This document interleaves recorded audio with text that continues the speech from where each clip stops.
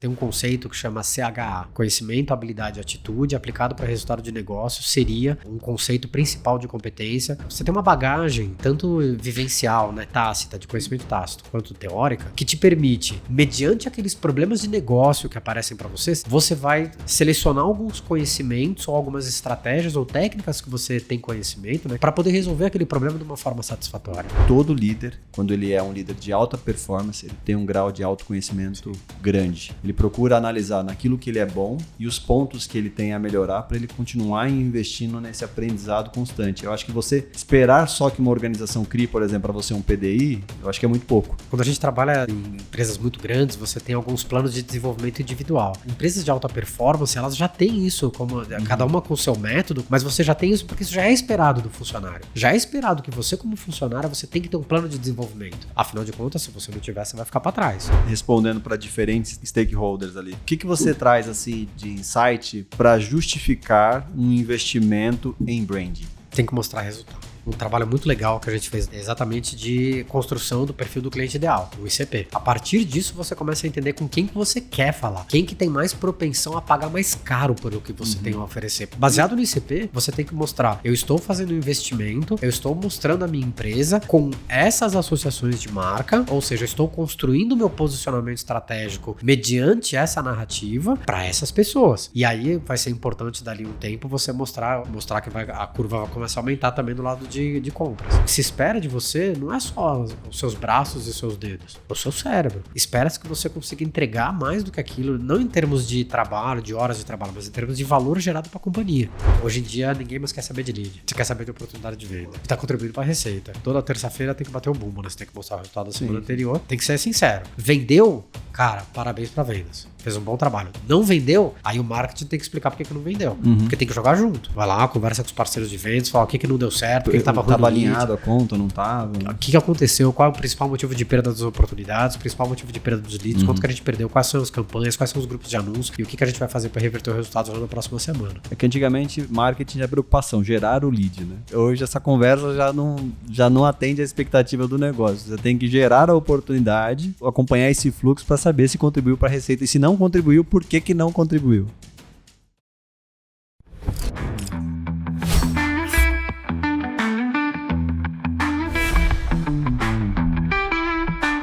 Olá, sejam muito bem-vindos ao AmplificaCast e hoje o tema do nosso episódio é como transformar estratégia em performance. Estou aqui com um especialista em marketing que trabalha numa grande multinacional e o objetivo do AmplificaCast é trazer para você uma história sobre a vida profissional desse executivo e também sobre como o marketing de uma grande empresa é estruturado. E para falar sobre o tema, eu estou aqui com um convidado especial, Alexandre Degani. Seja muito bem-vindo aqui ao AmplificaCast e pode se apresentar.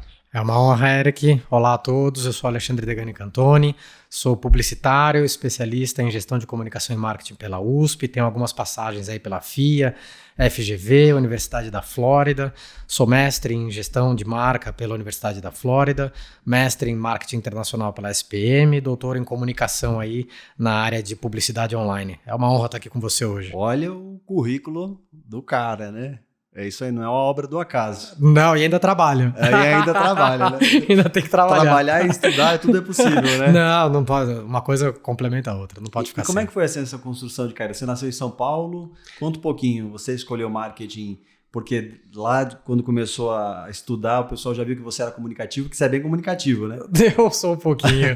Eric, o meu pai, ele é da área comercial, né? Ele é engenheiro de formação, mas desde o início da carreira dele ali como engenheiro, ele já começou a estudar as primeiras bibliografias de Kotler. É uma coincidência, né?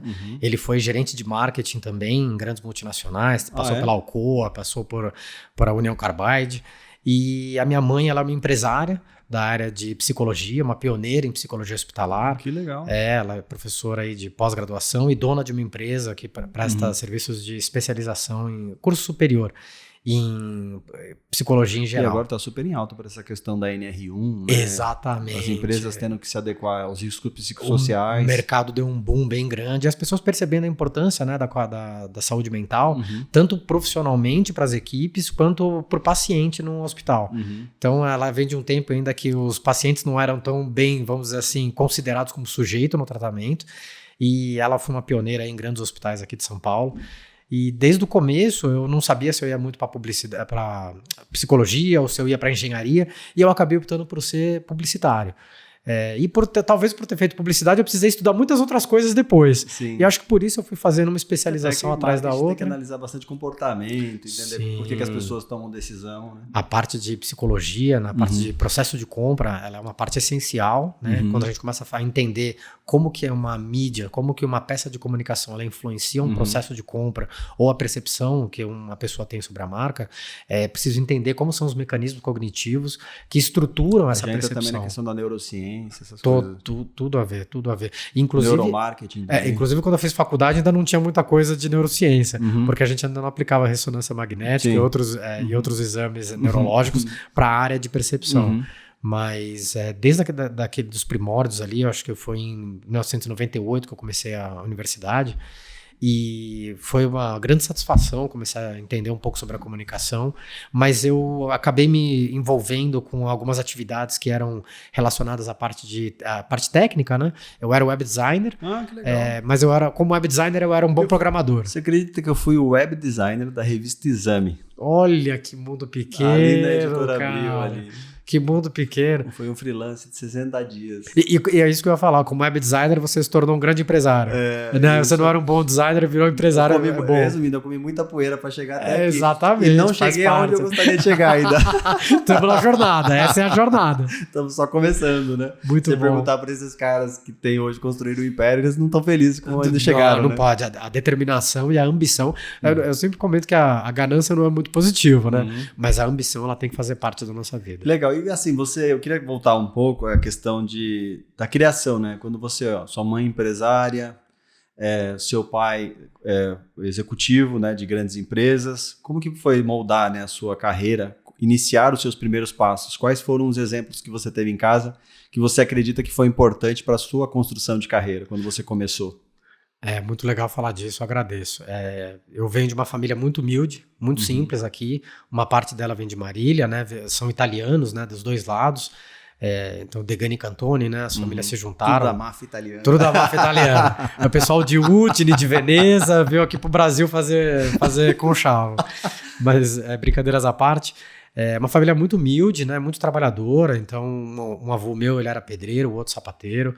E meus pais, eles realmente tiveram acesso aos estudos, né? E eles sempre valorizaram muito as oportunidades de emprego que eles tiveram na vida. Então, não importa qual era a oportunidade de emprego que eles tinham, eles sempre valorizaram muito e tentaram dar o melhor que eles tinham. E isso foi um exemplo para mim. Então, desde do meu primeiro emprego, minha mãe estava me lembrando há pouco tempo atrás que o primeiro salário que eu tive, eu comprei uma televisão para ela. Olha que legal. E nem eu lembrava mais, né? Foi exatamente um projeto de web design que eu acabei fazendo. Isso é gratidão, né? De você reconhecer o que seus pais fizeram e você, sem ninguém te dizer, você ter aquele senso de responsabilidade e querer retribuir. E foi de uma forma muito, muito ingênua, né, cara? Porque não foi nada pensado, é uma história muito bonita hoje. É um pouco da história que você recebeu o bolo e deu a primeira fatia para ela. Exatamente. Assim como ela deu todas para mim, né? Não, essa parte é incrível. E tendo vindo dessa família humilde, meu pai, né, se tornou um grande executivo, minha mãe também é uma empresária, então eu percebi que assim, precisava continuar me desenvolvendo. Então eu tive lá os primeiros empregos, né, alguns melhores do que os outros, e quando eu tive a oportunidade de entrar numa grande corporação, aí eu não larguei mão. Né? Como eu falei, como web designer, eu era um excelente programador, e aí eu me juntei na IBM, né, construindo as páginas, a experiência digital para os projetos de marketing, mas eu era de uma equipe técnica, especialista em desenvolvimento web. E aí eu comecei a ser percebido como uma pessoa de comunicação, a área que eu estava se tornou o departamento de marketing da IBM Global, trabalhando com projetos internacionais. Foi uma história de muita sorte, eu diria, né? Mas você tem que estar preparado com a malinha pronta quando o trem passar. Mas eu acho que isso também não é uma obra do acaso, né? Porque quando você olha para trás, se você estivesse dando um conselho para você lá atrás, quais são os conselhos que você daria para um jovem profissional que está começando uma carreira? De repente não tem nenhum caminho trilhado, não sabe nem se ele vai trabalhar com publicidade, com tecnologia. Qual que é o conselho que você daria? Olha, Eric, eu acredito que as oportunidades de aprendizagem e desenvolvimento que a gente tem, tanto do lado pessoal, profissional e acadêmico, eles são essenciais para a gente ter oportunidades de emprego e aumentar a nossa renda. Né? Assim, é muito bonito no discurso, mas quando a gente vê no dia a dia, com o tempo, né? Não é em um mês, em um curso de 2 anos, mas se você tiver determinação, com certeza vai se pagar. Vale a pena, né? Sim, fazer o seu melhor, né? Fazer o seu melhor. Eu costumo falar com a minha esposa, né? Eu entrei no 2º mestrado e a minha esposa pediu para, pelo amor de Deus, eu não fazer isso. A gente tá junto há 20 anos, né? É uma trajetória linda que a gente tem juntos. E o 2º mestrado, ela falou, não faz isso. Tu não precisa ter 2 mestrados, não faz sentido. Eu falei, não, eu vou fazer, né? Apareceu uma oportunidade. Que é se desafiar, né? Parar pra quê, né? Eu ainda não tinha filho, né? Quando a gente engravidou do primeiro... Eu tava aqui nos bastidores, ele tava me dando conselho aqui de paternidade. Carol, minha esposa, com 3 meses, ele tava aqui me dando conselhos. Vai falar os coaches publicamente aí. Pode falar qual que é o conselho aí. Não, muito bom. O conselho é obedecer a esposa. O conselho é isso aí. Você tem que, se você não obedecer, cara, se você pensa que você tinha problema, você vai ter agora. Não, é um momento incrível da vida, a coisa mais... Você tem 2 filhos? Eu tenho 2, um príncipe e uma princesa. Ele é loiro de cabelo cacheado. Qual que é a idade? Ela tem 2, a princesinha, e o príncipe do Reino Encantado, ele tem 4. É o Mateus. E como é que foi dividir o amor, no sentido de filho primogênito? Parece piada, né? Mas só multiplica. Só multiplica. Mas quando veio a segunda, eu cheguei a ficar... Porque assim, veio o primeiro, né? Meu maior amigo da minha vida, né? Meu pai me criou dessa forma, um cara muito humilde. Aí você falou, preciso trabalhar mais. Não, com certeza. Não, quando veio a segunda, eu falei, não, agora eu não sei o que eu vou fazer. Agora eu parei de fazer atividade física. Você falou pra mim que não dormiu, que você tomou um Red Bull que tava 2 turnos, né? Cara, quando veio o primeiro, eu entrei no doutorado e prometi pra ela, né? Eu falei, olha, eu vou entrar no doutorado, mas vai ter uma bolsa, né? Custa um valor muito grande. Ela falou, você não vai entrar no doutorado. E se não der certo, eu falei, vai dar. Tem que ter fé, vai dar certo. Cara, tem que acreditar. Mas se eu não entrar na oportunidade, como é que eu vou saber? E aí acabou dando certo. Acho que, né, você perguntou de conselho. Acho muito importante a gente mesclar essa parte do conhecimento como a base da competência, né? Então existem várias teorias sobre competência. Eu realmente acredito que não adianta você acordar todo dia, pelo menos na minha vivência, né? Não adiantaria acordar todo dia e ir trabalhar se eu não entendesse direito para minha empresa, para o meu chefe ou para os meus chefes, o que eles estão esperando de mim, o que é ser competente na posição que eu tô. E aí, para eu conseguir entregar os resultados que eles esperam de mim, eu preciso de um conhecimento tanto técnico, teórico, né? Quanto da parte tácita. Aí sim eu consigo gerar valor para a empresa e ser um cara útil. Porque se eu, né, por mais que eu tenha um monte de curso, um monte de conhecimento, mas se eu não entender... consegue fazer a leitura do que qual que é a expectativa, né? Aí não funciona. Eu costumo dizer, quando eu fui empreender, eu trabalhava dentro de uma estrutura organizacional, antes como funcionário, e respondia ali para um número limitado de pessoas dentro daquela organização. Quando eu fui empreender, eu passei a ter vários chefes, vários, que eu fico na parte comercial, então você acaba lidando com expectativa de diferentes clientes que têm necessidades muito específicas. Então a gente acha, não, vou empreender, vou escolher o meu próprio caminho, a vida vai ficar mais fácil. Ela não fica, ela fica mais complexa.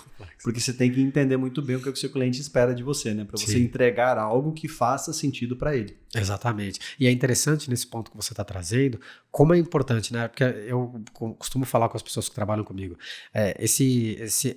como conhecimento, né, você tem um conceito que chama CHA, o chá. Conhecimento, habilidade e atitude aplicado para resultado de negócio seria um conceito principal de competência utilizado aí em diversos cursos, na SPM, na USP, na FIA. CHA, chá. Conhecimento, né, que é o conhecimento teórico e tal. Já tomou o seu chá hoje, Alex? Mas se você não consegue ter essa leitura do que o negócio precisa de você, porque você tem uma bagagem tanto vivencial, né, tácita, de conhecimento tácito, quanto teórica, que te permite, mediante aqueles problemas de negócio que aparecem para você, seja de que área funcional for, mediante aqueles problemas de negócio e aqueles sponsors para quem você está respondendo, você vai selecionar alguns conhecimentos ou algumas estratégias ou técnicas que você tem conhecimento, né, que você tem dentro de você, para poder resolver aquele problema de uma forma satisfatória. Né? Depois a gente vai falar, mas eu me juntei na ADT já faz um tempo, e a ADT é uma empresa de alta performance. E em 3 anos e meio que eu tô lá, cada ano eu sou mais demandado. E quando eu me juntei, um dos motivos de eu ter aceitado me juntar na equipe é que eu queria fazer parte de uma equipe de alta performance. E a cada dia é um privilégio fazer parte daquela equipe, porque são pessoas extremamente talentosas e que têm um nível de exigência muito alto. E aí quando você está falando assim de adentrar no marketing, você começa a construção da sua carreira e a empresa que você ficou um bom tempo ali foi a IBM. Foi. Com a parte de web design, depois o time foi crescendo, virou o time de marketing. Foi. E ali você teve um trabalho de escala global, certo? Exatamente. De escala global. Qual que foi a experiência que você traz, assim, também, até para quem nunca trabalhou numa empresa global? Como que é o modus operandi que você percebe, assim, de diferente na execução das atividades? Como que você se reporta para outros times? Aí tem a questão também do idioma. Como é que foi digamos assim, essa construção? O idioma ele é a base essencial, né? Se a gente não tiver um pouco de idioma, a gente realmente não vai conseguir nem se comunicar e nem participar do projeto. Mas como você comentou, na IBM a gente iniciou como uma empresa, como um departamento que era um departamento um pouco menor, técnico. E ele acabou se tornando um centro de recursos de serviços de marketing global. Então eu tive a oportunidade de trabalhar com um diretor ali muito conhecido que é o Lincoln Rubin, né, sob a liderança do Marcelo Aguilar. E naquele momento eu tive a oportunidade de entender que eu estava trabalhando com algumas das pessoas mais brilhantes do mundo. Então, por exemplo, a gente trabalhou ali no lançamento do produto IBM Watson, né, que acho que é muito conhecido, né?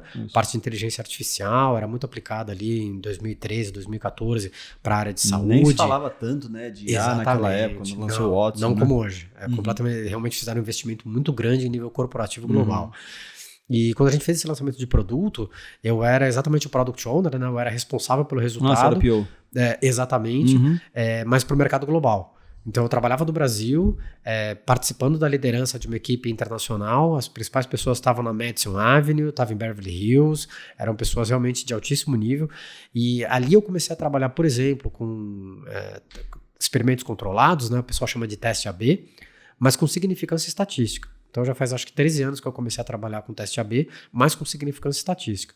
O rapaz que fazia esse trabalho, ele era PhD em matemática. Então assim, ele podia ter vários defeitos, mas que ele sabia se uma versão realmente era melhor do que a outra, ele sabia. E muitas vezes você tem algumas ferramentas padronizadas de mercado que elas te dão um resultado, mas eles não têm um grupo de controle. Então você não tem exatamente a significância estatística, você não tem ali aquele grau de confiança no resultado que te permita efetivamente dizer que aquilo é melhor.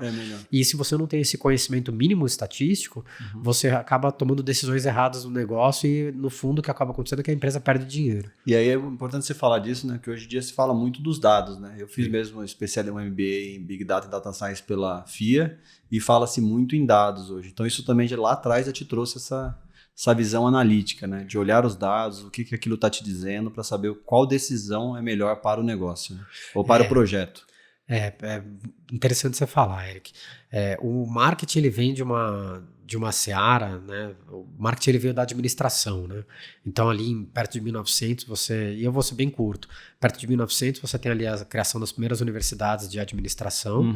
A gente está falando de Taylor e Fayol, né? Administração científica contemporânea. E o marketing ele era só uma disciplina dentro da área da administração. Mas as empresas, na medida que começou a surgir mais empresas, ter mais competição e uma necessidade de diferenciação de marca e de produto, o marketing começou a ganhar corpo como uma área de conhecimento.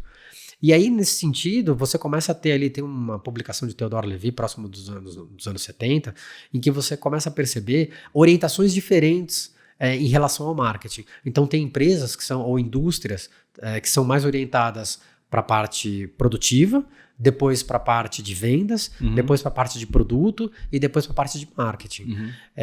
Então, assim, trabalhar com pessoas talentosas é o que faz toda a diferença para você entender qual é a missão que espera de você.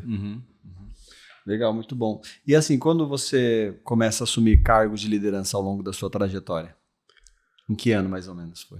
Eu dei muita sorte. O Lincoln, o Rubin e o Marcelo Aguilar, eles me deram, acho que o primeiro cargo de liderança internacional, eu acho que eu tinha 30 anos. 30 anos. Liderando uma equipe internacional com norte-americanos, né, do Canadá e dos Estados Unidos. Depois liderando chineses, argentinos, mexicanos, Tem muita sorte no meio. Acho que tem que estar no lugar certo, na hora certa, com a pessoa certa. E não tem, acho que, claro que é importante você ter um relacionamento, mas eu acho que tem muito de meritocracia.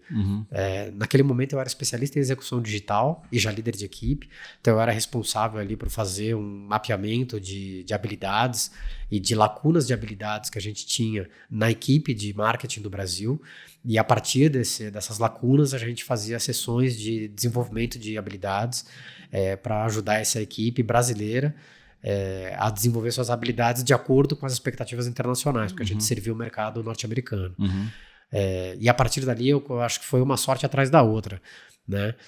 Daria a pouco o Marcelo Aguilar me colocou para ser estrategista de marketing digital para o IBM Watson, IBM Blueworks. Olha que legal.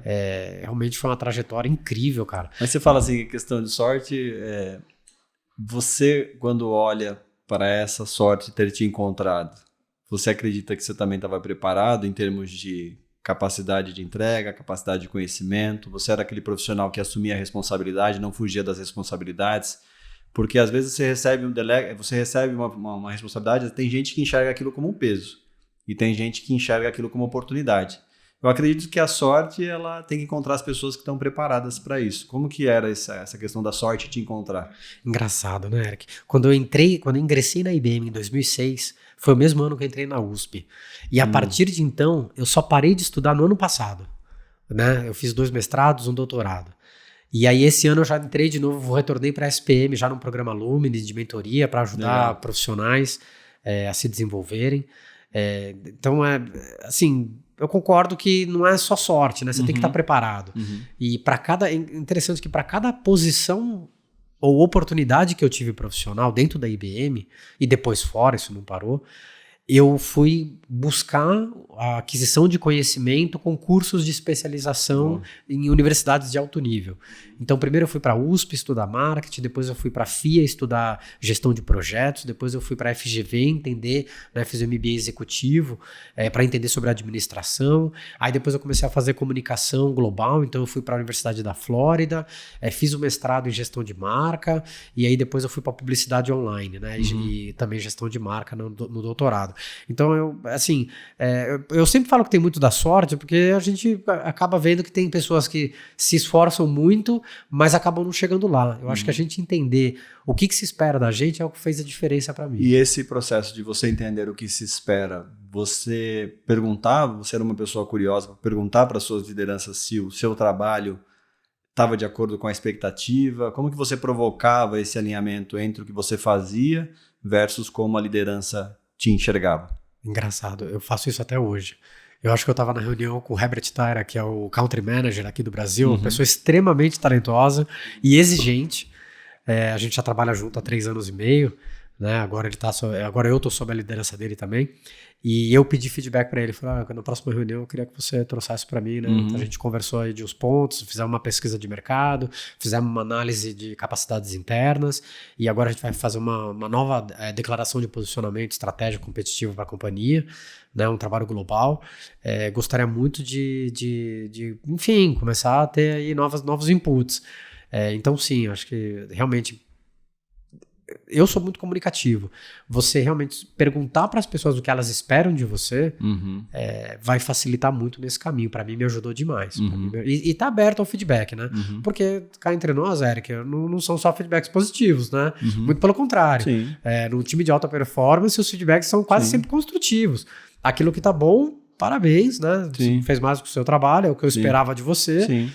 Né? Para isso que a gente é bem remunerado, mas sem dúvida nenhuma, acho que baliza a nossa gestão de tempo para aquilo que a gente tem que melhorar e prestar atenção aos detalhes daquilo que a gente tem que melhorar. E um ponto importante, né, que eu vejo que toda feedback, seja ele positivo ou um ponto de melhoria, eu não costumo dizer que o negativo ele é ruim, ele é um ponto de melhoria. Se você enxergar aquilo como algo que vai gerar uma alavanca ali de crescimento, você foca naquilo que você precisa fazer, melhorar e você segue para o próximo nível, né? Perfeito. Eu nem falo de feedback negativo, ele é construtivo. Um construtivo. Ele é construtivo, ele constrói. Não, perfeito. E aí tem aquela linha também, né? Eu costumo dizer assim, toda vez que você, como profissional, como líder, você comunica algo para uma pessoa, para um liderado, um ponto de melhoria, na verdade você está dando a oportunidade para aquela pessoa crescer.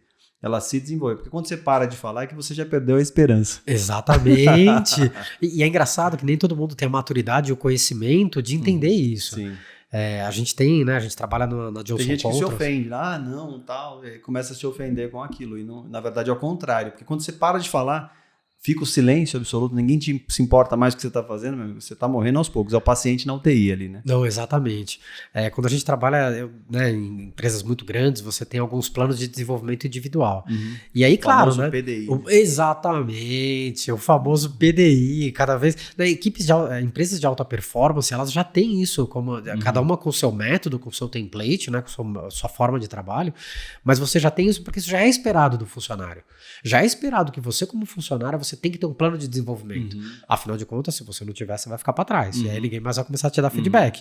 Então, claro, eu acho, né, ainda mais nos dias de hoje que a gente, né, trabalha com diversas gerações, acho que aqueles que têm mais experiência estão sendo mais valorizados no mercado, né? Algo que talvez há 20 anos atrás não fosse assim, né? Então está se valorizando a maturidade dos profissionais que têm aí da maior idade e misturando isso com aqueles mais jovens, e eu acho que isso traz um mix de diversidade extremamente importante para você abordar de forma diferente os problemas. Então, nesse sentido, acho que é importante você também valorizar aquilo que é bem feito, né? Muitas vezes pode não estar no nível que você esperava, muitas vezes pode não estar perfeito, mas acho que não custa nada falar, putz, cara, bom trabalho, obrigado, é bom contar com você, sem você eu não conseguiria chegar até esse momento, a gente tá junto nessa jornada, mas tem o outro lado aqui, tem essa parte construtiva que a gente tem que trabalhar junto. O IDP, ele dá um norte de como esse profissional vai chegar onde ele quer.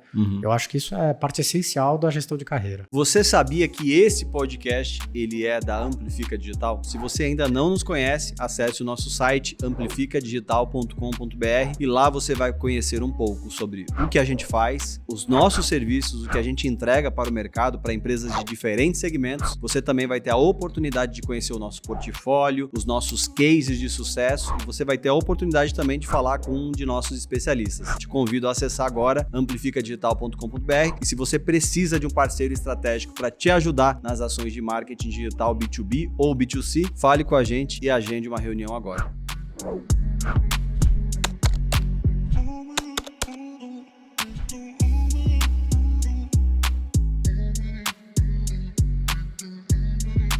Eu fiz alguns podcasts, inclusive você que está nos assistindo, se inscreva agora no nosso canal aqui no YouTube e ative as notificações. E lá no Spotify nos avalie com 5 estrelas, mas para nos avaliar no Spotify você precisa assistir um episódio completo. A gente gravou alguns episódios aqui com algumas pessoas que falam sobre o autoconhecimento, sobre pontos fortes. E uma das coisas que elas comentam, e é um padrão geral, que todo líder, quando ele é um líder de alta performance, ele tem um grau de autoconhecimento grande. Ele procura analisar naquilo que ele é bom e os pontos que ele tem a melhorar para ele continuar investindo nesse aprendizado constante. Eu acho que você esperar só que uma organização crie, por exemplo, para você um PDI, eu acho que é muito pouco. Acho que você como profissional, a gente já tem que escrever o nosso próprio, determinar ali os nossos marcos, o que a gente quer aprender, o que a gente quer desenvolver, para que a gente não fique para trás. Pô, Eric, quando você fala dessa forma eu fico arrepiado, porque porque é exatamente a forma que a gente tem que trabalhar, na minha visão de mundo, sim, né? Sim. Sempre respeitando o individual de cada um. Mas porque a gestão de carreira, ela é sua. Sim. Né? É o seu ativo, você vai levar a sua carreira, né? Como diretor, como gerente, como VP, o profissional, o líder, ele vai te orientar. Mas a gestão da carreira, ele tá na tua mão. Né? Vai de você se esforçar. O Lincoln Rubin, lá na IBM, ele me falava o seguinte, o Lincoln tá até hoje, né, tem uma trajetória brilhante lá, na área de marketing, na área técnica, e o Lincoln, ele costumava falar que trabalhar 8 horas por dia todo mundo vai trabalhar. Mas ele falava de uma forma muito positiva. O que vai fazer a diferença na sua vida é o que você faz além desse tempo. Não no sentido que você tem que fazer hora extra todo dia. Não é isso. Não é isso. Muito pelo contrário. Teve uma vez que os norte-americanos estavam vindo para o Brasil, né? Acho que foi em 2007, 2008. Ia ter uma pizza, né? Com todo mundo, né? Com líderes globais que vieram para o Brasil. E a gente estava com algumas tarefas, tinha algumas páginas de internet, né? A gente chama de landing pages, nas páginas de aterrissagem, que precisavam ser construídas. E elas estavam, acho que, para o dia seguinte ou para outro dia, acho que estava uns 2 dias. E era umas 8 horas da noite, eu saí às 5. E eu estava lá trabalhando, ele passou na minha baia, porque antes de ir para a pizzada, ele passou baia por baia para limpar todo mundo. E ele falou, o que você está fazendo aqui, Degani? Eu falei, putz, Lincoln, eu tenho que entregar isso aqui. Ele falou, cara, mas se você acabar todo o seu trabalho hoje, você vai ficar sem trabalho amanhã? Eu falei, não. Eu falei, então bora, cara. Vamos lá. Então ele é um cara super flexível, né? Aliás, acho que a IBM é um dos lugares mais incríveis em termos de flexibilidade, de valorização da vida. Um lugar Mas isso mostra também o seu senso de autorresponsabilidade, né? Porque você tem as atividades, tem aquilo que é para fazer, você tem aquilo que você precisa entregar. E eu penso assim, quanto antes eu entregar algo que eu preciso entregar amanhã, eu já foco em outras coisas. Você consegue olhar coisas novas, você consegue usar o tempo para estudar, para aprender algo novo, porque hoje em dia você precisa estar constantemente aprendendo coisa nova. Nossa, Eric, olha só, quando você começa a falar nesse tema, a gente pode linkar isso porque você está falando de cultura de alto desempenho nas organizações. Porque um dos fatores-chave para a cultura de alto desempenho é exatamente você ter autonomia com responsabilidade. Então é preciso ter esse senso de até onde eu posso ir, mas eu tenho que ir, né? Aquele job description pelo qual você foi contratado, aquilo é o mínimo que você tem que fazer. Se você não fizer aquilo, você está tendo um problema gravíssimo e você vai ser desligado. Mas o que se espera de você não é só os seus braços e os seus dedos, é o seu cérebro. Espera-se que você consiga entregar mais do que aquilo, não em termos de trabalho, de horas de trabalho, mas em termos de valor gerado para a companhia. Então, na medida que você começa realmente a ter essa autonomia de entender o que é esperado de mim, até onde eu posso ir, e você tentar ir esse além, com responsabilidade, claro. E aí, quando a gente começa a falar de growth marketing, aí você começa a mexer com o dinheiro da companhia. Então, existe... Um zero a mais, você queimou o dinheiro. Acabou a brincadeira. E é engraçado, porque muitas vezes eu estou trabalhando com o meu time aqui no Brasil e eu comento com eles que eu me sinto um gerente de projeto. Aí eles falam assim, mas eu não entendi, você é gerente de marketing, né? Como assim gerente de projeto? Eu falei, porque o dinheiro ele não é meu. Eu sou responsável pelo resultado. Mas muitas vezes, dependendo do que o time de vendas está precisando em termos de growth marketing, de marketing de crescimento, se o time está querendo mais volume ou se ele quer mais qualidade, aí eu vou tomar algumas decisões que a gente pode considerar como estratégicas, baseadas em KPI e dados, né, que você estava comentando há um tempo atrás, exatamente para tentar trazer esse resultado. Mas depende do objetivo que a gente quer. E o objetivo nem sempre sou eu que estabeleço. Mas aí com o meu menu de conhecimento e habilidades, eu vou gerar aquele resultado para a companhia. Uma coisa que eu trabalho, né? Eu sou o CEO da Amplifica Digital, mas eu trabalho em alguns projetos específicos, com a parte da execução do marketing, de performance, de growth e tudo mais. Uma coisa que eu converso com a equipe sempre é o seguinte, o dinheiro do nosso cliente a gente tem que pensar como se fosse o nosso. Você não pegaria um valor e queimaria ele numa campanha que vai trazer, um exemplo, lead ruim. Se fosse o seu cartão cadastrado ali.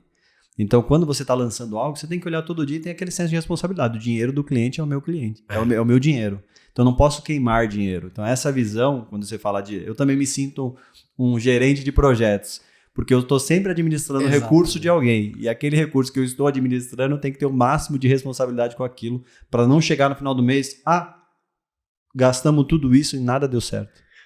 E é engraçado como há muitos anos atrás, quando a gente fala de growth marketing, né, que é diferente de growth hacking, né? O growth hacking, eles são técnicas ali de levantar hipóteses, né, baseada em pesquisa de dados, você fazer os testes, você aprender e ganhar escala.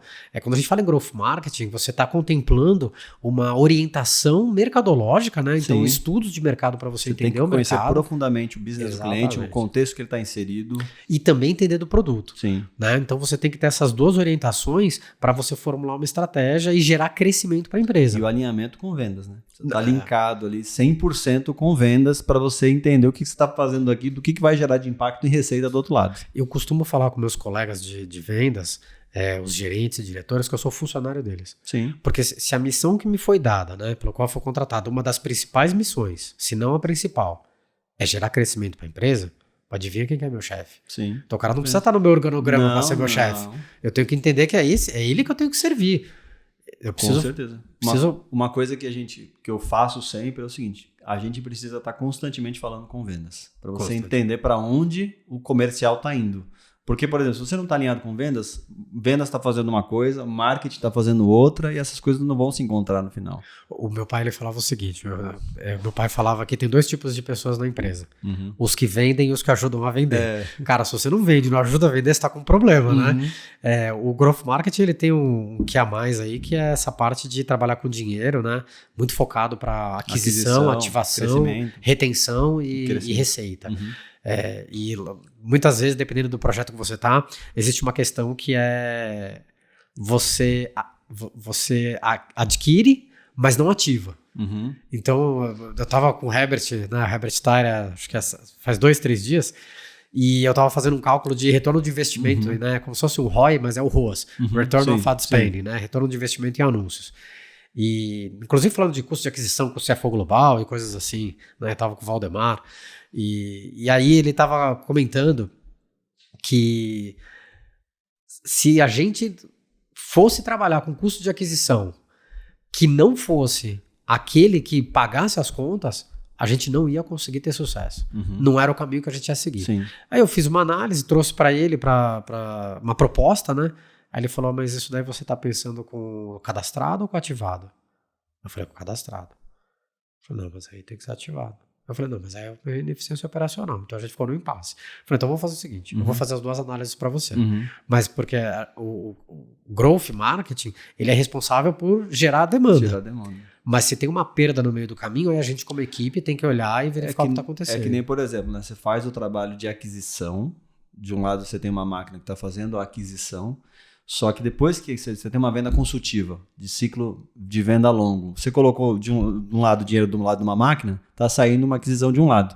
Mas esse processo do ciclo de venda, ele envolve várias outras partes que a gente nem sempre como marketing tem o controle. Não tem. Né? Quanto touch points vendas teve com aquele lead, conseguiram contato com aquela oportunidade avançou no funil, gerou de fato uma proposta, ou quando gera uma proposta, aquilo foi perdido, perdemos pelo qual motivo? Foi preço? Né, o concorrente mandou um preço mais baixo, a gente não tem controle. A gente pode acompanhar, mas a gente tem que fazer uma estratégia pensando nesses 2 caminhos. O quanto a gente colocou de investimento de um lado versus o que a gente está gerando de oportunidade e de receita convertida do outro. Não, exato. A gente toca o bumbo, né? Eu fugi de vendas quase a minha vida toda, desde a IBM. Mas tem que conhecer vendas, né? Para trabalhar com tem que trabalhar junto, não, total. Mas eu fugi de vendas desde a IBM, mas eu sempre ia para a parte de marketing, mas que, né? Enfim, muito comunicativo, algumas pessoas convidavam. E hoje não tem jeito, né? Depois da crise de 2008, por isso que o Growth Marketing ele se estabeleceu como uma forma importante em muitas empresas, né, de perceber a função de marketing. Como as coisas ficaram muito escassas em 2008 ou a partir dali, as empresas começaram a realmente parar de fazer uma série de investimentos, botar em performance e começar a medir o que está trazendo retorno de investimento e o que não está. E hoje em dia, né, é muito diferente lá de 2013, 2012, quando você começou a ver ali os primeiros funis em grandes empresas, né, ou começou, não vou dizer os grandes primeiros funis, porque HubSpot, LinkedIn já fazia isso há muito mais tempo, mas que começou a se difundir pelas grandes empresas essa forma de trabalho. Hoje em dia, quando você fala de demanda, é diferente desses 12, 13 anos atrás. Porque hoje em dia ninguém mais quer saber de lead. Sim. Você quer saber de oportunidade de venda. Oportunidade, que está contribuindo para a receita. O que está contribuindo para a receita. E toda vez quando a gente bate o bumbo lá, toda terça-feira tem que bater o bumbo, né? Você tem que mostrar o resultado da semana anterior. Quando vende, e aí eu acho que tem que ser sincero, vendeu, cara, parabéns para vendas. Fez um bom trabalho. Não vendeu, aí o marketing tem que explicar por que não vendeu. Porque tem que jogar junto. Vai lá, conversa com os parceiros de vendas, fala o que não deu certo, o que estava ruim. Estava alinhado a conta, não estava. O que aconteceu, qual é o principal motivo de perda das oportunidades, o principal motivo de perda dos leads, quanto que a gente perdeu, quais são as campanhas, quais são os grupos de anúncios e o que a gente vai fazer para reverter os resultados lá na próxima semana. O pace é muito diferente, né? Sim. Quando você fala de performance marketing, cada dia é um problema. É que antigamente marketing é preocupação, gerar o lead, né? Hoje essa conversa já não atende a expectativa do negócio. Você tem que gerar a oportunidade, depois fazer todo acompanhar esse fluxo para saber se contribuiu para a receita e se não contribuiu, por que não contribuiu. Não, inclusive o CFO, enfim, trabalha com o CFO incrível também, o CFO ele faz essa cobrança. Sim. Ele fala, pô, mas tem a meta, mas e o retorno de investimento? Não, ó, o retorno de investimento está aqui, a média do mercado é tal, a gente está fazendo tanto, então assim, sempre tem coisas para melhorar, mas ó, já está bem melhor do que o mercado. Como é que você olha hoje, assim, em termos de diversificação de canais de aquisição, né? Hoje você, quando falando de digital, você olha a nível Brasil, olha a nível outros países também? Como é que é essa distribuição? O que para você é mais importante hoje na parte de geração de demanda? Eu acho que vai depender muito da missão, né? Na missão que eu estou hoje, tenho a sorte de contar com pessoas talentosas em diferentes países. Então, eu trabalho direto com o pessoal do Reino Unido, da Espanha, trabalhava com o pessoal do México, tem o pessoal da Argentina, da Costa Rica, do Uruguai, do Chile, que tem operações muito grandes da ADT. A ADT, ela é uma comenta para a galera, o que é a ADT? O que ela faz? Putz, legal. A ADT nada mais é do que a inventora dos sistemas de segurança. Ela inventou há 150 anos atrás. Então, a ADT, ela vem do nome de American District of Telegraph. Então, é uma empresa que faz sistemas de segurança ou alarme monitorado, né? Que faz a segurança da sua casa, da sua propriedade comercial. Ela fazia desde a época do telégrafo. Nossa. Então, se alguém tenta invadir a sua casa, alguém tenta invadir a sua propriedade comercial, ou até tá te coagindo de alguma forma, tem botões de pânico digital, tem uma série de serviços de vídeo monitoramento profissional, detecção de intrusos antes da invasão, tem uma série de tecnologias avançadas com inteligência artificial, video analytics, cloud, realmente é algo extremamente avançado no dia de hoje, né? Vai muito mais do que um simples alarme monitorado, que é o mais comum, né? Lá na DT o que se vende... Mas a origem da companhia é americana? Americana. É um monstro. É um monstro global. É um monstro global. A operação do Brasil, ela é uma operação aí de, né, enfim, de bem grande, né, confidencial, não posso falar aqui, mas realmente são milhares e milhares, dezenas de milhares de clientes, mas mundialmente é um E monstro. os clientes, o foco de vocês é o B2B ou o B2C? Essa é uma pergunta muito legal. A gente trabalha com... quando os a gente parceiros, fala, né, que são as pessoas, quem revende. Tem os agentes autorizados, que é uma estratégia de canal de venda. Mas quando a gente fala assim de mercado consumidor, você tem os pequenos comércios, né? Os pequenos comércios que consomem produtos da ADT, e você tem o B2C. Quando você começa a falar de B2B, como a gente conhece B2B, como você tem na Amplifica Digital, aí a gente já começa a falar da Sensormatic, que é parte da Johnson Controls. Então a ADT aqui no Brasil, ela é parte de uma organização gigante que chama Johnson Controls, que inventou o termostato, então toda vez que você abre lá a sua geladeira... Esse já é o B2B mais tradicional. Exatamente. As empresas maiores Exatamente, você começa a falar em grandes cadeias com dezenas então, de milhares de lojas. Você tem o B2B pequeno, que são as lojas ali, você tem um consumidor final B2C e tem o B2B dessa Sensormatic. São monstros. As empresas monstros. E aí o seu trabalho assim de hoje, de vocês, ele é focado mais no B2B, no B2C? Como que vocês trabalham essa diversificação de canal? A gente tem, é engraçado, geralmente as pessoas elas dividem B2C e B2B, né? Pois a gente faz os dois, mas é um B2C muito segmentado. Então, uma das missões que eu recebi do Country Manager, do Herbert, é exatamente fazer essa segmentação. Então, né, quando a gente começa a falar do conceito de posicionamento estratégico, por isso que a gente estava falando no começo, né, como é importante você conhecer um pouco de teoria para que você realmente aprenda a usar as teorias, né, criando habilidade e gerar o resultado de negócio. Então, quando você começa a considerar o posicionamento estratégico, a primeira coisa é você conhecer o mercado e depois fazer a segmentação. Quando a gente foi analisar o mercado de alarme monitorado, sistema de segurança e casa inteligente no Brasil, a gente percebe que tem dois nichos ali, ou dois segmentos que são muito importantes para a ADT. Então, o primeiro deles ali é a parte de pequenos comércios ou cadeias de comércios, e o segundo é o sistema de segurança residencial. Então, a gente tem uma necessidade ou uma possibilidade muito feliz de atender muito bem as necessidades e desejos tanto dos pequenos empresários quanto das pessoas que têm da residência, mas eu diria para você que são residências a gente vende um valor agregado muito interessante. A única solução que você tem de sistema de segurança é que já vem com automação residencial. Legal. Não existe nenhum. Então, quando você compra da gente um sistema de segurança, ele já tem a possibilidade de integração com casa inteligente de uma forma bem facilitada. Gestão de iluminação, climatização, é bem interessante. Depois eu vou mostrar para vocês o presente que eu ganhei. do Ale, de um livro, daqui a pouco eu mostro. A gente falou bastante aqui de growth marketing, a gente falou bastante de aquisição, de focar na receita, mas a gente sabe que tem coisas que o trabalho do marketing, que a gente precisa fazer coisas que não contribuem para a receita diretamente, que a gente não consegue ver ali no final do resultado se gerou ou não mais receita, que é o trabalho da marca, do branding. Como que você divide ou você equaliza essas coisas? Porque você tem que caminhar com uma perna ali fazendo uma aquisição, né, trabalhando performance e tudo mais, mas você precisa também posicionar a marca. Criar campanhas da marca para as pessoas conhecerem, para que isso ajude na sua aquisição no médio a longo prazo. Como que você demonstra isso para a diretoria, ou como que você enxerga isso não só para a diretoria atual, mas qual que é a sua visão sobre isso? Existe uma diferença muito grande entre você captar demanda e gerar demanda. O pessoal fala de demand generation, Sim. mas boa parte dos projetos que a gente vê de demand generation, eles não estão gerando demanda, mas isso é uma questão técnica, tá? Não acho que é muito, muito importante ficar debatendo teoria, mas muitos projetos, eles estão só captando demanda, então estão só ali no Só search. na alta intenção. Exatamente, alta intenção de compra, perfeito. O cara já está ali no final da jornada de compra, né, o cara já está meio que decidindo que ele vai comprar um produto e você quer só que ele escolha a sua marca. Na hora ali É captar demanda. Agora, o trabalho de geração de demanda, ele já tem inclusive outros KPIs.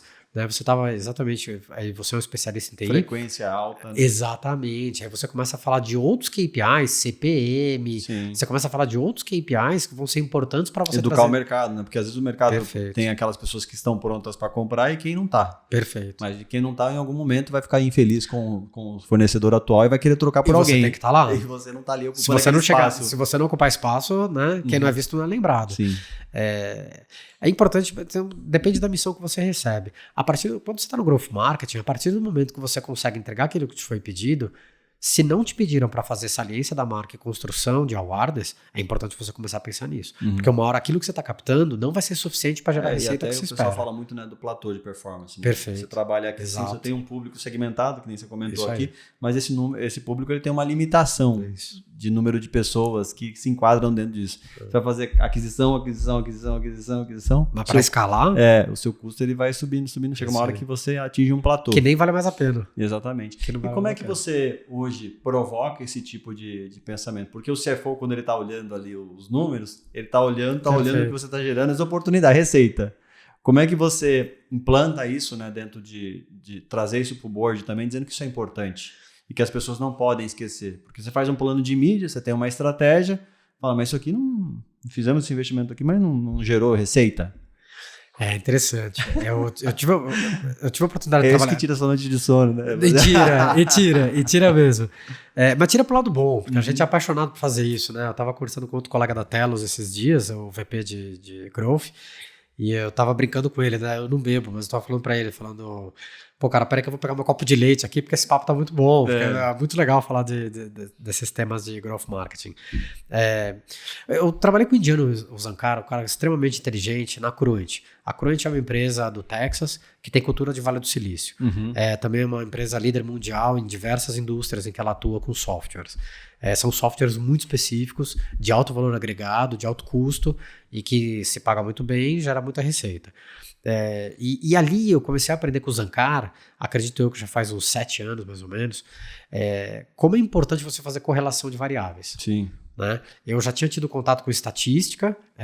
Quando eu fiz Big Data Science, o que mais tinha era correlação. Correlação. Se você não souber fazer uma correlação, você vai ter um problema, é nova, tal, você vai ter dificuldade. E aí o que ele começou a me ensinar foi que, e eu que era o gestor, né? Eu já era gerente sênior de growth, e ele começou a me ensinar que os investimentos que a gente estava fazendo, a gente precisava depois correlacionar. Então eu não conseguia provar que o investimento que eu fazia, seja em banners, seja em demand generation campaign, seja em performance max, em outras campanhas que não fossem de search, eu não conseguia fazer a atribuição, né? A gente começa a falar de modelo de atribuição. Cada vez mais complexo. Né? Cada vez mais complexo. E aí a gente teve a oportunidade de trazer um software da Adobe, que é uma solução da Adobe que exatamente resolve esse problema. Que é o Market? É uma ferramenta de distribuição, o Data Lean. Ele consegue te dar Ele não é tão preciso. Não é assertivo, né? Então, ele é melhor do que nada. Sim. Mas ele não é tão bom quanto você paga. É uma ferramenta extremamente cara, não te dá a precisão de 100%, mas é melhor do que nada. É melhor do que você ficar só no Data Driven ali no Google Ads. Né? Ali não funciona. E inclusive essa discussão de modelo de atribuição é seríssima. Não, é todo mundo. Isso aí porque pra onde vai o dinheiro. Sim. Aí você acha que não vale a pena botar dinheiro no banner, acha que não vale a pena botar dinheiro em outros tipos de campanha que vai criar demanda para te comprar amanhã, daqui um mês, daqui 2 meses. Que fala, não vou fazer nada em elevador, só vou fazer coisa na rua. Isso, out of home. Entendeu? Não, perfeito. E aí, com o Zancaro, eu comecei a aprender como que eu podia fazer correlação. Então, por exemplo, nesse mês eu fiz, e aí eu usando Data Lean, nesse mês eu fiz um investimento, em banners para audiência X.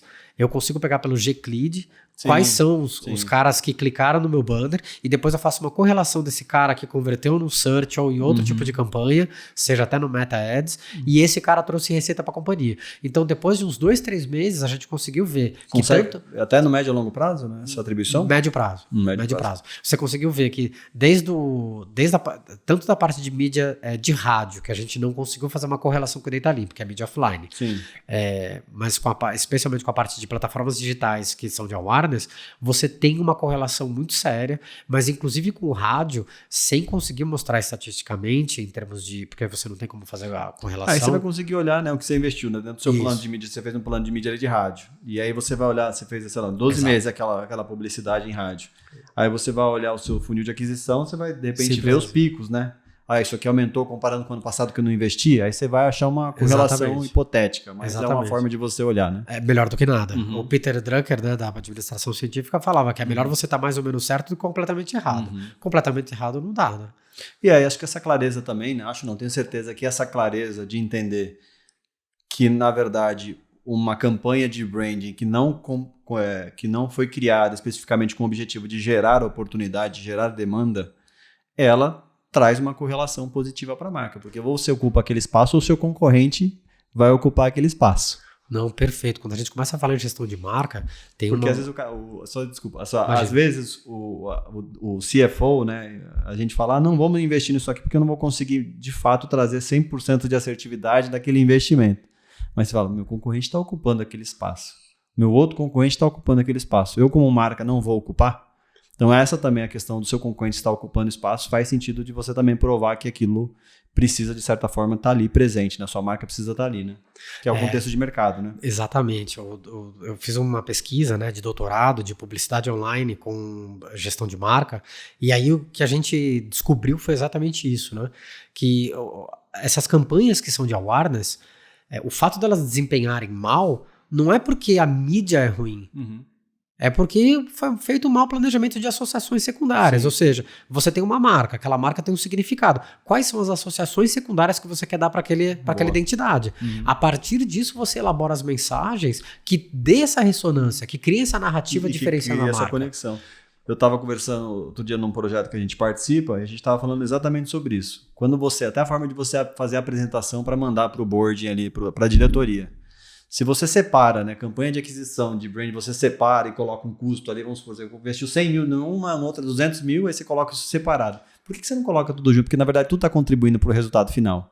Às vezes vai subir o seu custo por aquisição, mas aquilo ali, ela acompanha o todo. O que é o todo? Para mim, gerar demanda agora, para mim captar demanda agora, e eu começo a apresentar isso de forma diferente, né? Então, e é engraçado como a parte corporativa entra no meio e finanças também, né? Eu sempre falo que quando a gente começa a falar em visualização de dados, primeiro tem que alinhar o jogo. Primeiro você tem que conversar, né? Se você é de growth marketing, cara, a primeira coisa é você falar com a gerência geral, vai falar com vendas e vai falar com finanças. Fala assim, cara, o que a gente vai medir aqui? Puta, o jogo é esse? Puta, legal. Agora você põe o livro debaixo o livro de regra debaixo do braço e vai pro jogo. Mas é interessante você ver como, dependendo daquilo que você vai medir, o que você vai ter que entregar. Sim. Faz toda a diferença. Me perdi agora na pergunta. Não, mas eu acredito que é isso, essa questão da gente saber como apresentar o resultado para quem a gente, por exemplo, vai apresentar para o CFO. É uma forma de enxergar completamente diferente, por exemplo, de você apresentar para uma pessoa que é do marketing, um diretor, ou você vai apresentar, por exemplo, um relatório para venda. São relatórios completamente diferentes. Inclusive, quando você vai apresentar para o CFO, né, geralmente quando você é de growth marketing, você vai apresentar um retorno de investimento em anúncio. Cara, o CFO já na hora ele já vai começar a olhar o custo de aquisição Sim, geral. sim. Ele pede para você voltar nos slides de finanças para falar assim, não, mas o custo de aquisição por canal de vendas está diferente. Não, calma, aqui eu só estou fazendo aferição em detrimento de um tipo de investimento que é só o de anúncio. Sim. Labor não está junto, todos os outros custos indiretos não estão sendo aferidos. Então, dependendo do que você vai mostrar, dependendo de para quem você vai mostrar, você tem que dirigir a mensagem. Agora, os bolsos também são diferentes em grandes empresas. Então, tem vezes que o dinheiro que você recebe para fazer o investimento em awareness, ele não vem do mesmo bolso ou da mesma conta contábil, literalmente centro falando. de custo. Mesmo centro de custo, perfeito. Que vem a geração de demanda. A melhor invenção que fizeram foi o centro de custo. Quando eu trabalhava na área de tecnologia, o pessoal fala, mas o orçamento de tecnologia está muito alto. Fala, não, mas isso aqui, nada disso aqui não foi para o nosso centro de custo. Tudo é área de negócio. Sensacional. Resolveu. Esse dinheiro aqui foi usado para lá, não é meu. Você resolveu. Não foi para cá. Né? Só tô pagando. E aí você, por exemplo, dentro da sua experiência, né, respondendo para diferentes stakeholders ali, CFO, para a sua diretoria, o que você traz assim de insight para justificar um investimento em branding? Tem que mostrar resultado. Então, assim, o que eu uso para mostrar? Quantas pessoas estão vendo a marca com o perfil de aquisição que a gente tem. Então, um trabalho muito legal que a gente fez lá agora, né, só para trazer algo recente, com a Ana Beatriz, a gente fez um trabalho exatamente de construção do perfil do cliente ideal. Sim. Então, a partir o ICP, a partir disso você começa a entender com quem que você quer falar, quem que tem mais propensão a pagar mais caro pelo que você tem a oferecer, porque não adianta só pagar. Sim. Você tem que pagar, você tem que ganhar bem. Você tem que mostrar para todo mundo quer trabalhar pouco, ganha bastante, sim. né? Não que a gente seja preguiçoso, mas você quer maximizar o retorno do investimento. Então, baseado no ICP, você tem que mostrar, eu estou fazendo um investimento, eu estou mostrando a minha empresa com essas associações de marca, ou seja, eu estou construindo meu posicionamento estratégico mediante essa narrativa para essas pessoas. Sim. E aí vai ser importante dali um tempo você mostrar, foi o que você falou agora há pouco, mostrar que a curva vai começar a aumentar também do lado de compras. Eu estava numa conversa com uma área de comercial, um executivo comercial de um cliente nosso, e no LinkedIn tem aquela campanha, recentemente, isso é recente, né? Do um ano para cá, lançaram aquela funcionalidade da campanha de executivo. Sim. Que você faz um post no feed, aí você pede autorização para o executivo e você veicula aquele post para os ICPs corretos, ali dentro da sua estratégia comercial. E a gente estava analisando um custo, estava lá um CPM acho que de R$284 no LinkedIn para aquela segmentação específica. Quando a gente fez o comparativo, dividiu aquele valor por 1.000, deu um valor ali de casa de centavos, e eu comentei com o executivo, falei, cara, para você panfletar no LinkedIn, custa centavos. Ele pode aumentar o orçamento, vamos aumentar o orçamento dessa campanha, porque ele entendeu o valor. Então, a forma, o comparativo, né? Se você pegar um panfleto aqui na rua e ficar na esquina, você não vai mostrar para o seu ICP correto. E é interessante. Que vai passar várias pessoas. Agora, dentro do LinkedIn, você consegue fazer uma segmentação específica para mostrar para executivos específicos das verticais que você vende. Ponto. Por isso que performance marketing atropelou, né? Por isso que o meio digital, ele, feliz ou infelizmente, ele atropelou. Sim. Porque você realmente tem uma precisão, você consegue mostrar. E ainda você vê o preço que você está falando, né?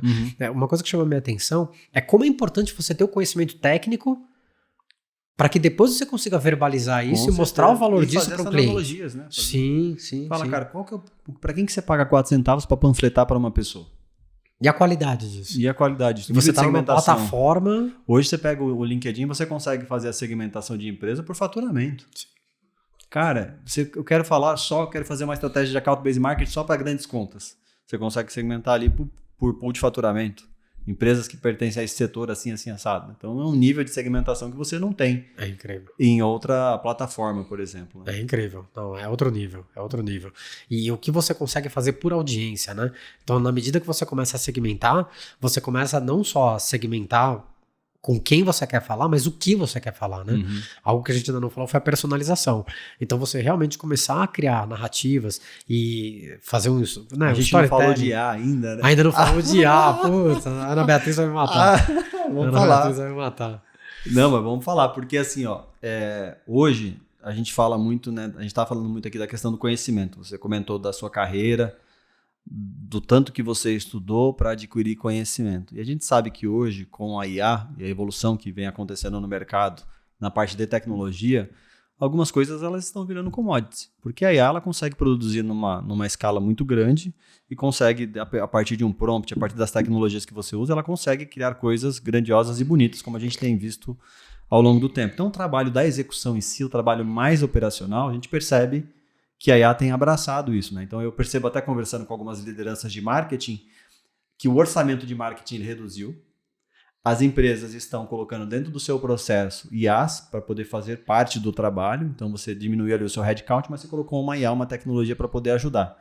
Então, o trabalho operacional de execução está sendo transferido aos poucos. E aí fica essa questão da parte da inteligência, né? O quanto o profissional que está ali operando, orquestrando essas IAs, ele tem a capacidade analítica de entender o negócio, de entender a estratégia, de falar com vendas. Porque quem vai executar no final do dia ali pode ser uma IA ou pode ser um humano. Como que você, hoje, dentro do seu processo do marketing, como que você está usando a IA?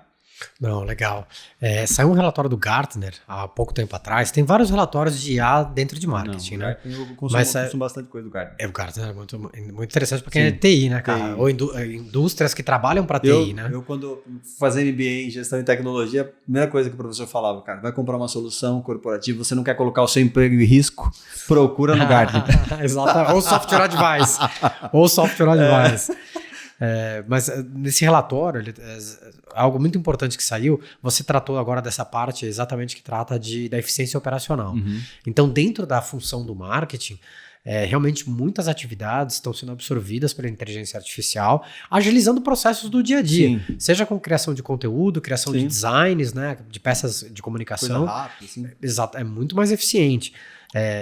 E existe esse lado que eu acho que é o lado mais democrático, mais conhecido, mais difundido, que é trazer mais eficiência para a operação de marketing com o uso de inteligência artificial. Mas esse relatório traz, acho que, outros dois aspectos que são extremamente importantes, que é a aplicação de inteligência artificial quando a gente está falando de marketing, né? Uhum. A aplicação de inteligência artificial para você fazer workflows. Então, quando você começa a falar em experiência do cliente, né, customer experience, você já não está falando em você especificamente desenhar toda a jornada. Uhum. Você pode, a partir de um primeiro desenho que você faz, né, você consegue utilizar a inteligência artificial para que, baseado nas respostas, nas interações das pessoas realmente, no mundo real, ele comece a ajustar para você um novo workflow de forma que seja mais fluido e gere menos fricção. Uhum. Desde a parte das mensagens até a parte da ordem desse workflow. E tudo alimentado com o seu próprio assets ali de conteúdo, né, com a sua própria base de conhecimento para ficar ainda mais hiper personalizado. Então não é um processo genérico. Aí você trouxe outro ponto, que acho que tem a ver com o que você falou agora há pouco, que é a importância de você saber, né? Porque a IA ela vem para ajudar, mas se você não tiver essa habilidade de saber como você vai operar isso, aí você dançou. E a parte da personalização, eu acho que é a cereja do bolo. Né? Se fala muito em personalização, esse é um ponto que você acabou de trazer, que está no relatório de Gartner também, de IA para marketing, e essa personalização ela vai desde as mensagens até a parte de gestão de mídia mesmo. Sim. Então você vai personalizar algumas mensagens, alguns grupos de anúncios, algumas audiências, baseado em dados que você tem sobre cada pessoa. E hoje você pega, por exemplo, a gente tem reuniões também com o time de executivos do Google lá por conta de algumas contas que a gente atende.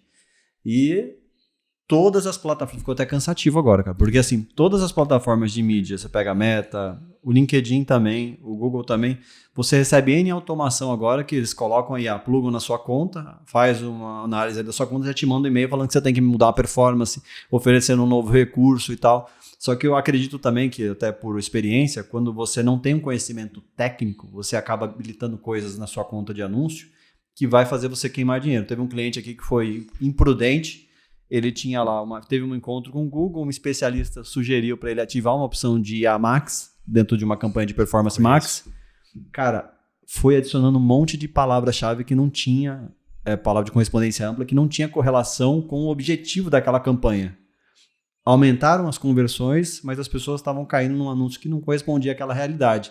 Então, e a gente pegou o erro. 7 dias depois, a gente analisando a conta, a gente entendeu, voltamos, olhamos ali o log, né, de alterações na conta, olhamos e falou, cara, o que aconteceu aqui? Aí a gente voltou para o cliente que a gente não tinha participado da call e a gente voltou aquelas configurações. Ou seja, não é só você ter uma recomendação de IA que você pode aplicar na sua conta. Você tem que entender exatamente como que aquilo foi construído para você aplicar a configuração certa ou não aplicar.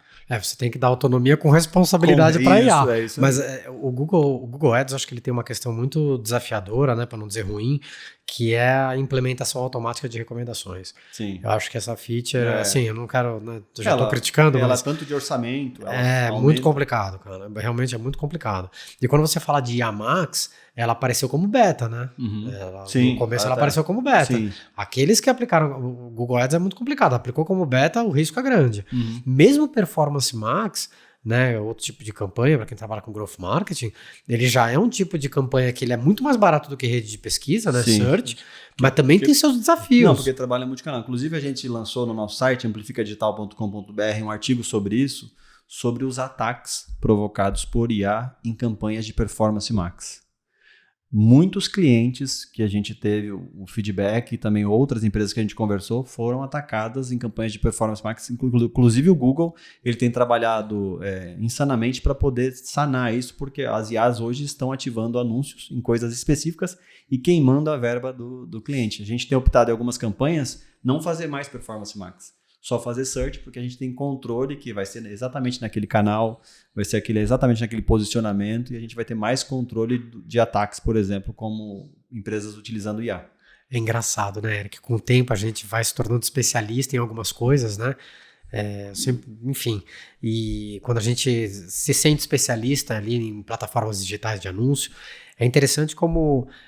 Para cada cliente, a receita vai ser diferente. Não é um bolo para todo mundo. Não é. Então, inclusive, mesmo na mesma indústria, mesma empresa, né? No caso que eu tô, para países diferentes, em algumas situações IA Max funcionou, em algumas situações Performance Max funcionou. Isso é legal, né? Você vê que os contextos são diferentes, não precisa testar, né? E a gente tá, não vou dizer que a gente está patinando com Performance Max, mas a gente está buscando escalar, eu diria para você que já faz uns 2 anos.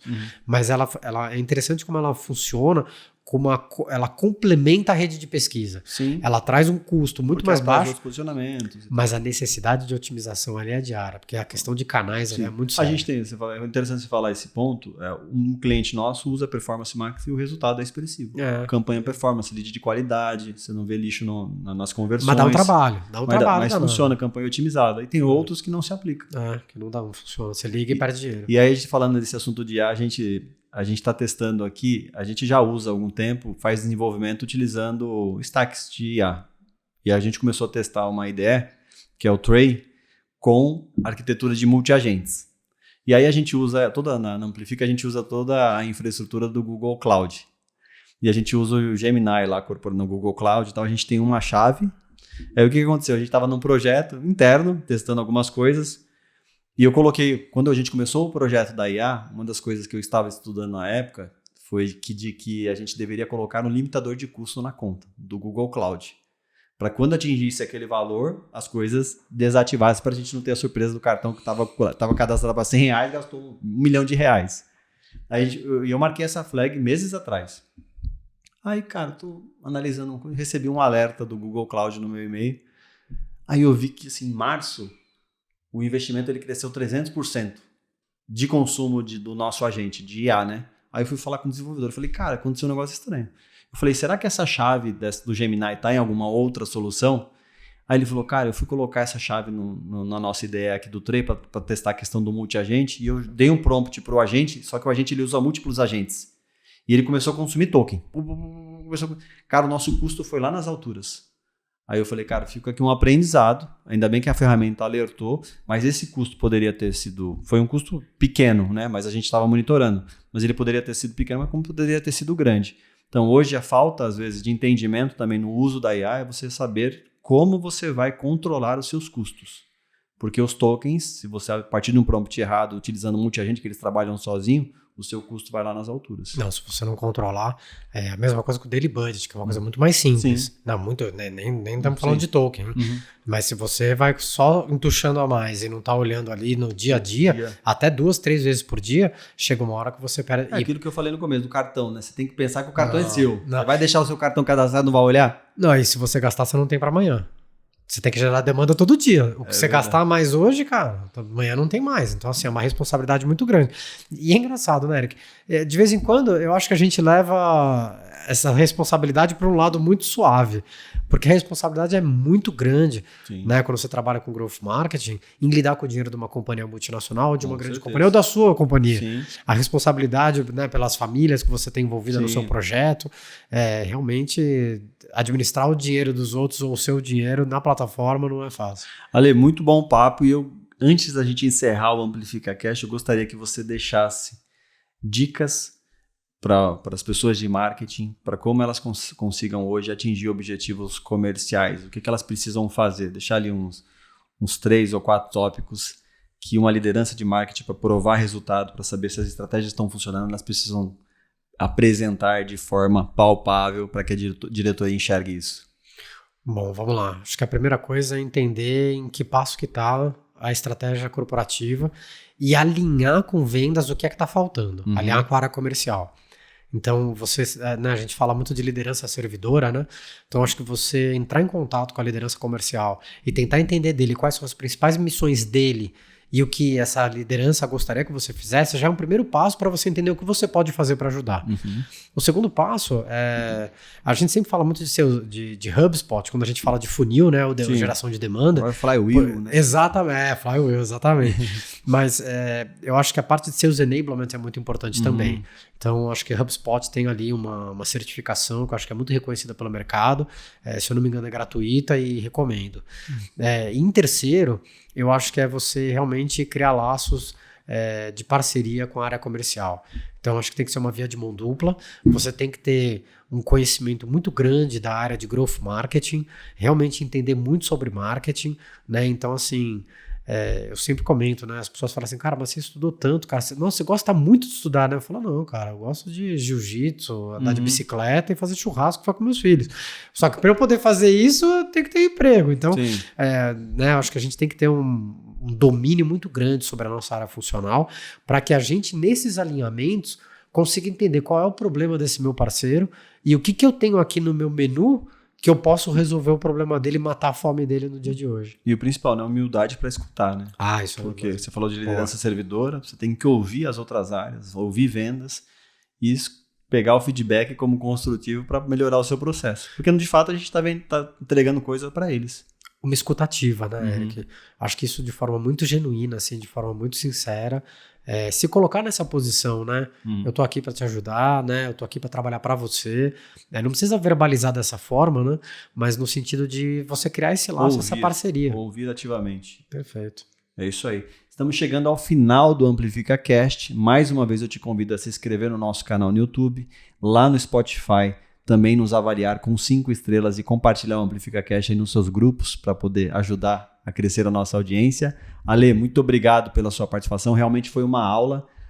E vou mostrar aqui, deixa eu só mostrar o livro. Pode dar aqui essa colinha. Valeu, Alex. O Alex está aqui atrás, nos ajuda também na parte da produção do Amplifica Cast. E eu ganhei esse livro, Branding, Processos e Práticas para a Construção de Valor. Aqui, ó, obrigado ali pelo presente. Quer comentar um pouquinho aí o que eu vou encontrar nesse livro? Cara, esse livro é uma das grandes obras de branding ou gestão de marca da atualidade. Ele é do Dr. Marcos Bedendo, da ESPM, formação na USP. Ele realmente não precisa de apresentações. Ele é uma compilação, ele é um guia prático, porque branding tem muitos frameworks e tem muito texto sobre branding. Mas ele é um guia prático de um especialista de altíssimo nível que compila os principais frameworks de gestão de marca no mundo todo. Ele é uma sumidade, você vai adorar. Legal. Obrigado pelo presente. E mais uma vez, obrigado por ter participado do Amplifica Cast. Isso aí. Até o próximo episódio.